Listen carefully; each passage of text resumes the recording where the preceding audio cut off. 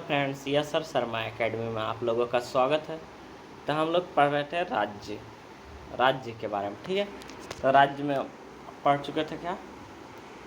तो पढ़ चुके थे वही राज्यपाल से संबंधित शर्तें, उसका क्या है शर्तें और कार्यपालिका स्टार्ट किए। ठीक है, आज हम पढ़ने वाले हैं तो राज्यपाल का कार्य क्या है और शक्तियाँ की कौन कौन सी हैं। ठीक है,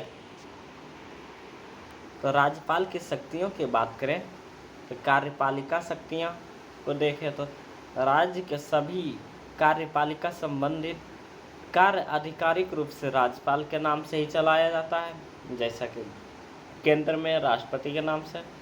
ठीक है, दूसरा कहता है वह राज्य के विश्वविद्यालय के कुलपति होता है, साथ ही वह राज्य का विश्वविद्यालय में कुलपतियों को नियुक्ति करता है।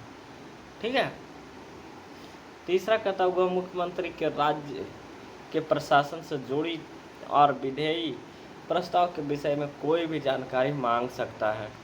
ठीक है फ्रेंड, और चौथा कहता हुआ राज्य के मुख्यमंत्री, अन्य अधीनस्थ मंत्री और राज्य के महाधिवक्ता और राज्य के निर्वाचन आयुक्त और लोक सेवा आयोग, यानी राज्य के जो लोक सेवा आयोग होता है उसके अध्यक्ष और अन्य सदस्यों की नियुक्ति करता है।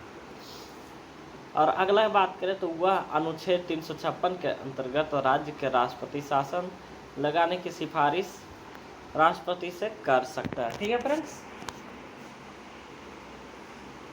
अगर इसकी विधायी शक्तियों की बात करें तो वह राज्य के विधानमंडल के सत्र को आहूत यानी सत्र अवसान और बुलाना दोनों इसी का काम होता है। किसका? राज्यपाल का। वह राज्य के विधानसभा को भंग भी कर सकता है। ठीक है, दूसरा कहता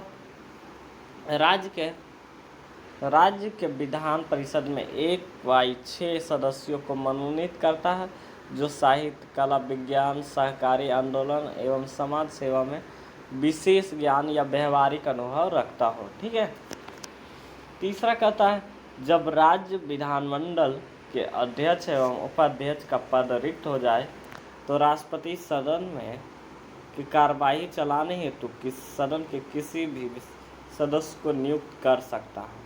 ठीक है, सदन के लिए कार्रवाई के लिए। चौथा कहता है जब राज्य विधानमंडल का सत्र ना चले तब वह अध्यादेश जारी कर सकता है।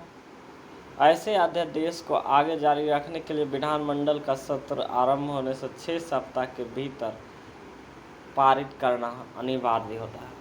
पांचवा कहता है राज्यपाल राज्य विधायिका द्वारा पारित ऐसे किसी भी विधेयक को जो राज्य के उच्च न्यायालय की स्थिति को कमतर करता हो यानी कमजोर करता हो, संवैधानिक प्रावधानों या राज्य के नीति निर्देशक तत्वों के विरुद्ध हो तो राष्ट्रपति विचार के लिए रोक सकता है। ठीक है, और लास्ट पॉइंट कहता है इसका वह राज्य वित्त आयोग, राज्य लोक सेवा आयोग तथा राज्य के खाते से संबंधित कैग जो CAG कैग की रिपोर्ट होती है और राज्य विधायिका के समक्ष रखवाता है। ठीक है फ्रेंड्स, तो वित्तीय शक्तियों की बात किए। वित्तीय शक्तियों में होता क्या है, राज्यपाल यह सुनिश्चित करता है कि राज्य के बजट या वार्षिक वित्तीय विवरण को राज्य विधायिका के समक्ष रखा जाए।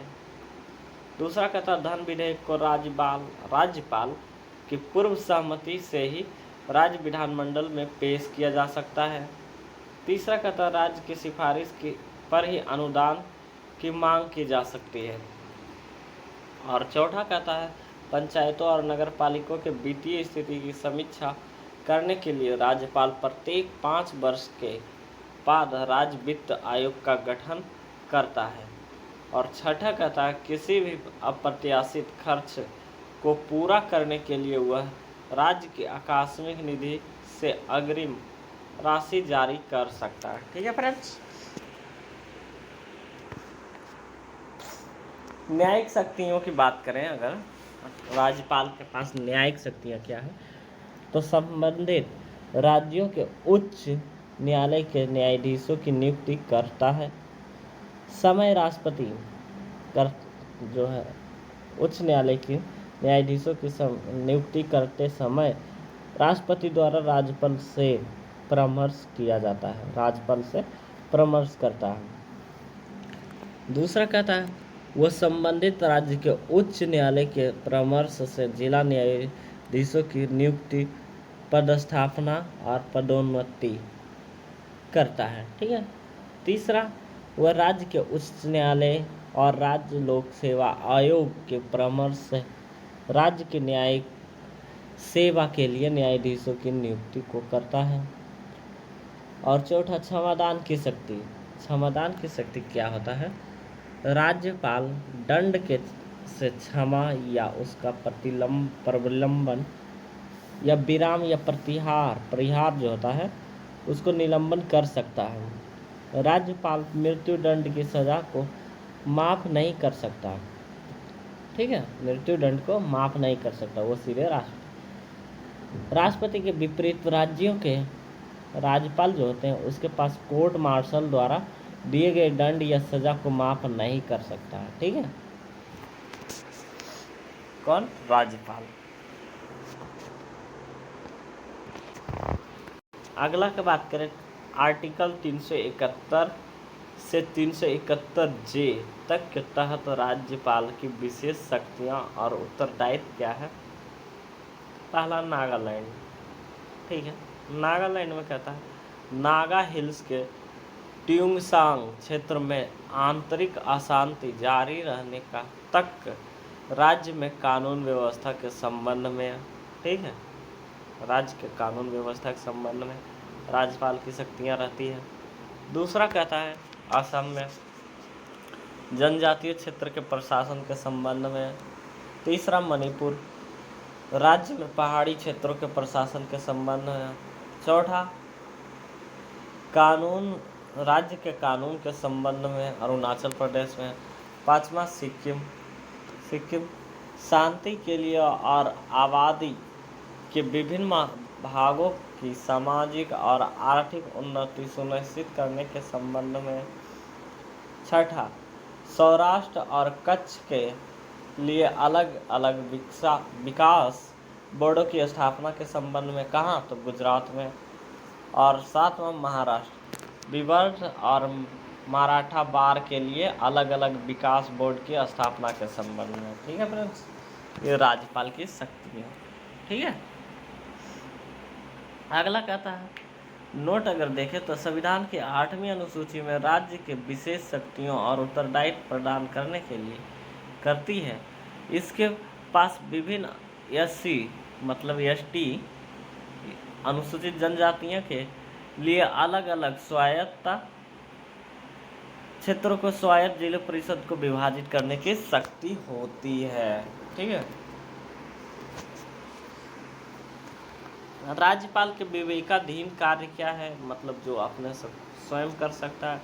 तो पहला तो ये है कि वह विधेयक को अनुमति दे सकते हैं या अनुमति को रोक सकता है, या विधेयक को पुनर्विचार के लिए विधायिका को लौटा सकता है। साथ ही वह अपने विवेकानुसार के विचारार्थ राष्ट्रपति के विचारार्थ विधेयक को रोक सकता है राष्ट्रपति के अनुसार। ठीक है, दूसरा कहता है संवैधानिक तंत्र की विफलता के मामले में राष्ट्रपति को सलाह देना और संबंधित राज्यों में राष्ट्रपति शासन लगाने की सिफारिश करना। ठीक है, तीसरा कहता है निकटवर्ती केंद्र शासित प्रदेश के शासकों के रूप में कार्यों का प्रयोग करते समय अपने विवेकानुसार कार्य करना। ठीक है फ्रेंड्स,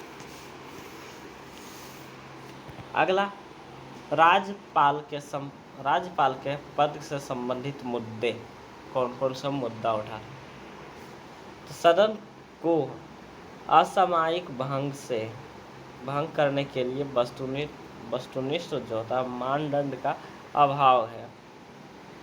यद्यपि अनुच्छेद 174 राज्यपाल को विधानसभा भंग करने की शक्ति देता है, लेकिन संविधान में इस पर मौन है कि कब और किन परिस्थितियों में सदन को भंग किया जा सकता है। ठीक है, ये भी मुद्दा उठता है कि विधानसभा को भंग कर देना है तो केंद्र के तरफ से, केंद्र बोलता है और वो भंग कर देता है। ठीक है।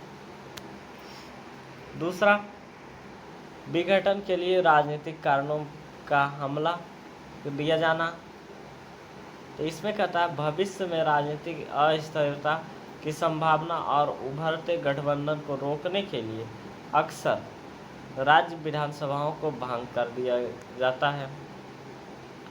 तीसरा, राज्यपाल के पद द्वारा राजनीतिक तटस्थता का अभाव। मतलब इसका क्या है, तो वर्तमान में यह पद मौजूद सरकार के प्रति निष्ठा दिखाने वाले राजनेताओं के लिए सेवानिवृत्त पैकेज बनकर रह गया है। उदाहरण के लिए वर्ष 2005 में विधेयकों की खरीद फरोख्त की आशंका के आधार पर बिहार के राज्यपाल द्वारा राज्य विधानसभा को भंग कर दिया गया था।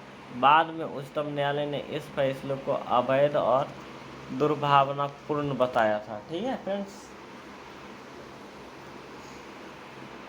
अगला, MM पुच्छी आयोग। इसमें कहता है त्रिशंकु विधानसभा की स्थिति में राज्यपाल को संवैधानिक परंपराओं का पालन करना चाहिए। इसने स्थानीय आपातकाल के प्रावधानों का सुझाव दिया था, जिसके द्वारा केंद्र सरकार राज्य विधानसभा को भंग किए बिना शहर जिले स्तर पर मुद्दे को समाधान कर सकती है। ठीक है फ्रेंड्स। अगला, उच्चतम न्यायालय के फैसले। मतलब SR बम्बई केस में क्या हुआ था 1994 में न्यायालय ने बहुमत को पता लगाने के लिए सदन में बहुमत परीक्षण का प्राथमिकता दी। साथ ही न्यायालय ने यह भी कहा कि अनुच्छेद 356 की शक्ति असाधारण है और इसे समझदारी पूर्वक उपयोग करना चाहिए, न कि राजनीतिक लाभ की मंशा के आधार पर। ठीक है। किस में कहा, तो SR बम्बई केस में। ठीक है। अगला, रामेश्वरवाद केस में, रामेश्वर प्रसाद केस में क्या हुआ, इसके तहत बिहार के राज्यपाल द्वारा विधानसभा को भंग करने की सिफारिश को अवैध और दुर्भावनापूर्ण बताया गया। राज्यपाल चुनाव के बाद के बने गठबंधनों को रोक नहीं सकता, क्योंकि इसके माध्यम से लोकप्रिय सरकार बनाई जा सकती है। ठीक है फ्रेंड्स। अब बात करेंगे मुख्यमंत्री। ठीक है फ्रेंड्स। तो आज के लिए हम यहीं पर रहने देते हैं, कल हम बात करेंगे मुख्यमंत्री। तो हमारे चैनल को लाइक करें, सब्सक्राइब करें और शेयर करें। ठीक है फ्रेंड्स। और कमेंट करें कि क्या एग्ज़ाम से कौन सा टॉपिक इम्पोर्टेंट है। ठीक है, उसी पर वीडियो बनाया जाएगा। ठीक है फ्रेंड्स।